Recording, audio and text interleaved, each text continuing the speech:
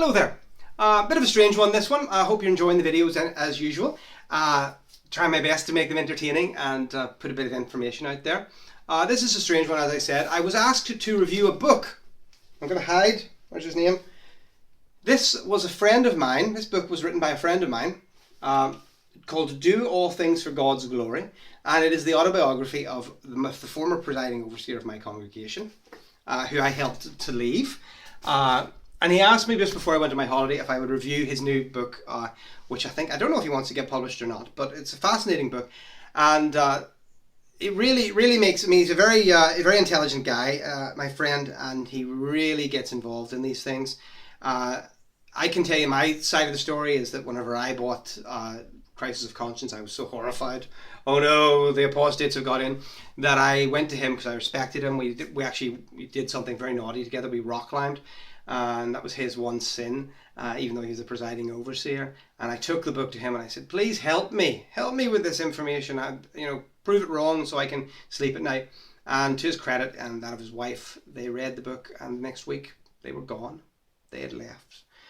So that was my story. And of course, reading his autobiography, I learned that there was a lot more history to it than that. That he had doubts for a long time.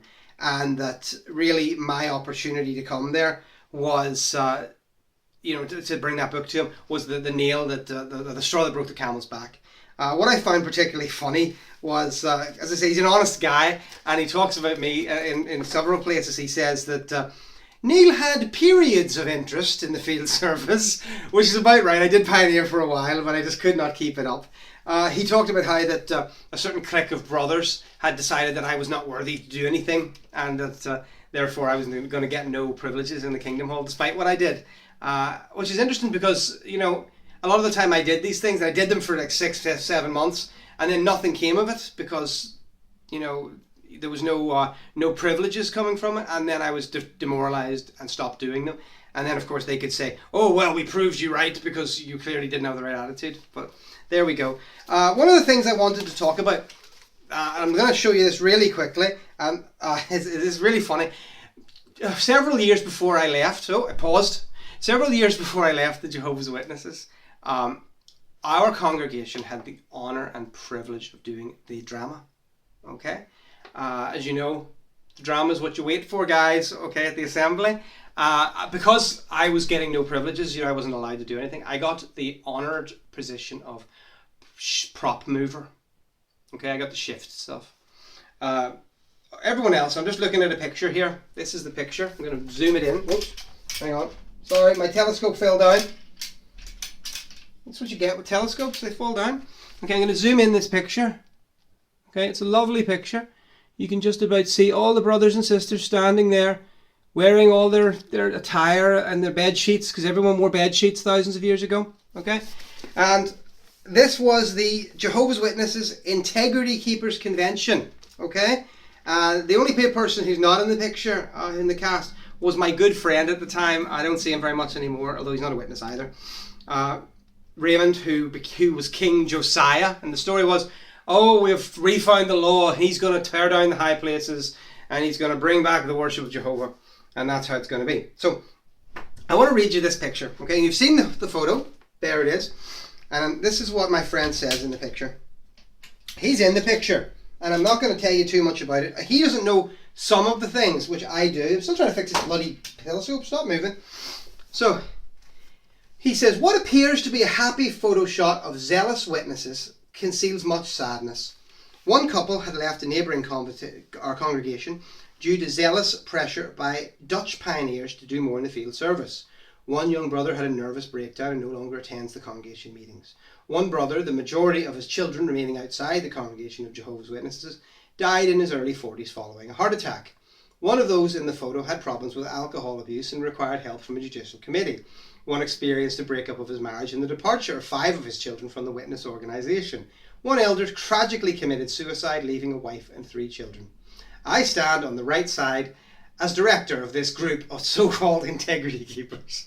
And he's true, but I'm going to go through it even better because he knew some stuff and I know other stuff.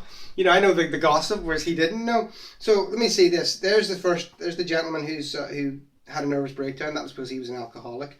Here's a gentleman, which I can't show you this because I just wish I could. I wish I could tell you who these people were. But there's one guy here, right? And this is not a lie. This is truth, okay? He actually left his wife, who was an alcoholic. I don't blame him for that. But his daughter went on to have a sex change, right? And to become a man. And again, don't blame him for that either. But she went off then and started living with a very, very attractive woman who I met once. And he ended up, oh, did I freeze? He ended up leaving his wife for his daughter/son's new partner. And he now lives with her. Okay? We now have the gentleman, the elder, who killed himself. That was very sad. We have, moving on, we have one of the guys who spent most of his life making my youth a misery by making fun of me. We have the gentleman who was a chronic alcoholic and also cheated on his wife. We have the sister whose son was a drug addict.